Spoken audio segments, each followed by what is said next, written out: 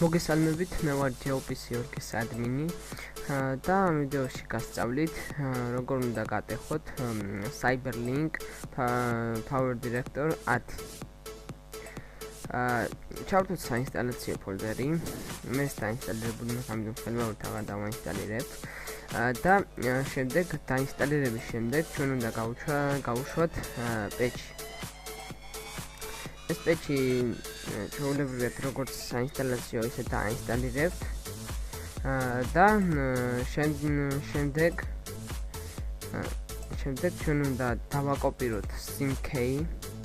ეს დავაკოპირებთ. ეს პეჩი და SIM-key ორივე მოთავსებული იქნება ამ ვიდეოს ქვეშ. და ჩავაგდოთ ეს SIM-key, სადაც ჩვენ დავაინსტალირებთ Power Directory. აი აქ. აი ესე, შემდეგ დავაჭერთ, შემდეგ paste და აი ამოგვიდგებს ჩავანაცვლოთ თუ არაო. აქ მყოფ files და ჩვენ დავაწერთ replace the file in the destination და ჩაანაცვლებს ამ files, continue. ჩაანაცვლებს ამ files და ჩვენ თავისუფლად ვიმუშავებთ Power Director-ში. ეს სულ ეს იყო ეს ვიდეო გაკვეთილი. იმედია გავიგეთ, ნახვამდის.